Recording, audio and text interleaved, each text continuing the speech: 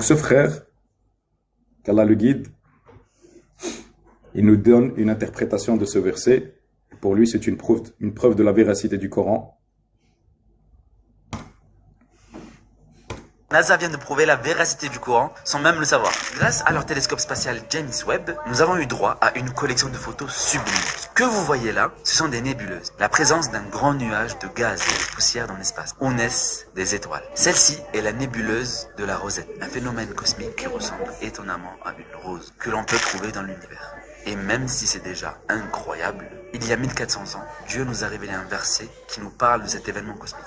Alors, lorsque le ciel se fend et devient comme une rose peinte à l'huile, lequel des bienfaits de votre Seigneur n'y est? Regarde-moi cette nébuleuse qui ressemble à une rose peinte à l'huile. Je me dis qu'il y a des années, on ne savait même pas ce que ce verset pouvait potentiellement signifier. Mais aujourd'hui, alhamdoulilah, on admire le Créateur parler de sa création. Abonne-toi pour plus.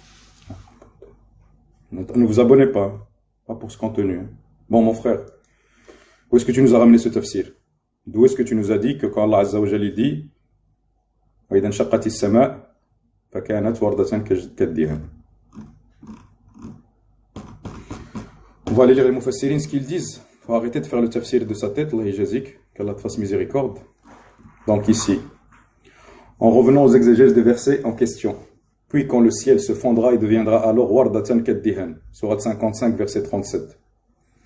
Sa couleur sera celle d'un alezan, puis d'un rouge aussi vif qu'un métal en fusion, écarlate comme le cuir rouge. C'est les traductions possibles du verset. Voici ce que disent les exégètes. Tafsir ibn Kathir.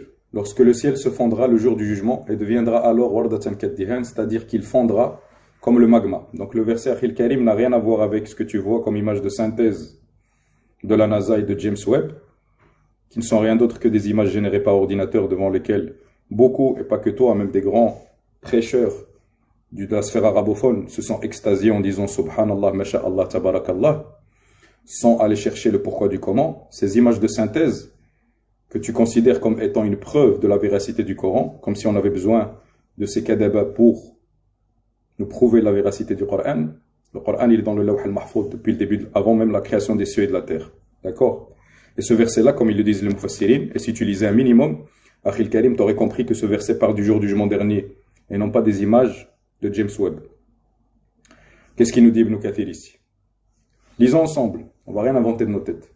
Lorsque le ciel se fondra le jour du jugement dernier, et deviendra alors wardatan kaddihan, c'est-à-dire qu'il fondra comme le magma et l'argent fonde dans sa forge, et seront colorés comme les teintures avec lesquelles ils sont peints, parfois rouge, jaune, bleu ou vert.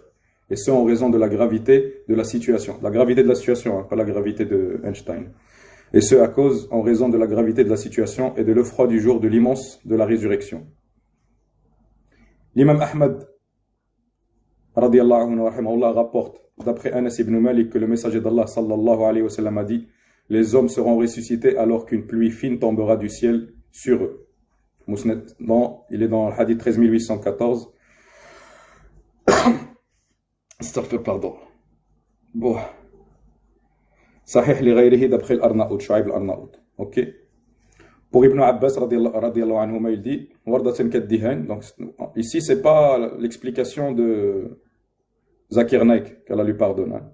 Ibn Abbas, Tarjuman al-Qur'an, le cousin de Rasulullah. Ok. Sheikh al-Mufassirin, Sheikh al-Musattahin, pardon, comme on l'appelle. Il dit, désigne le cuir rouge ou encore l'alezan, et qu'il est question du fait que le ciel changera de couleur. Pour Abu Saleh, il sera de couleur de cheval, de trait, roux, puis tel le métal en fusion. Pour Hassan al-Basri, le ciel aura plusieurs couleurs. Pour As-Suddi, il aura la couleur de la brêle rousse et celle du résidu d'huile porté à ébullition. Pour Ata, il sera aussi jaune que l'huile de rose. Qatada, ça c'est les élèves d'Ibn Abbas, hein. C'est pas les prêcheurs de YouTube. Qatada dit qu'elle est verte d'aujourd'hui, mais en ce jour-là, elle sera rouge au jour où il y aura plusieurs couleurs. On va dans un autre tafsir. As-Sa'di, il dit, à propos de ce verset, c'est-à-dire le jour de la résurrection, Akhi. Pas le jour où on enverra James Webb. Le jour de la résurrection. En raison des affres, de la terreur et du chamboulement qui aura lieu ce jour. ce jour-là, dans l'univers. Le mot univers ici est dans la traduction, dans le ciel. Faisant effondrer le soleil et la lune, disperser les étoiles. Pour toutes ces raisons, le ciel devenu comme un cuir écarlate se fondra, c'est-à-dire comme du plomb fondu. Al-Jalalayn, pour finir, il dit, lorsque le ciel se fondra, les portes s'ouvriront pour permettre aux anges de descendre. Voilà où vous mène votre concordisme, parler sans science et se faire son propre tafsir des versets. Vous voyez le danger? En plus, tu dis dans la vidéo Akhil Karim, tu as dit dans ta vidéo, tu nous as dit la naissance, une nébuleuse qui témoigne de la naissance des étoiles. C'est-à-dire que tu crois que les étoiles naissent et meurent, comme te le dit la science profane. Or Allah Azza wa Jal, il dit qu'il a créé les planètes et les étoiles le 5e jour de la création, qu'il a décoré Sama' ad-dunya bi masabih. Et leur nombre est fini. Comme la création est finie, la terre et les cieux sont finis et n'ont pas en perpétué l'expansion.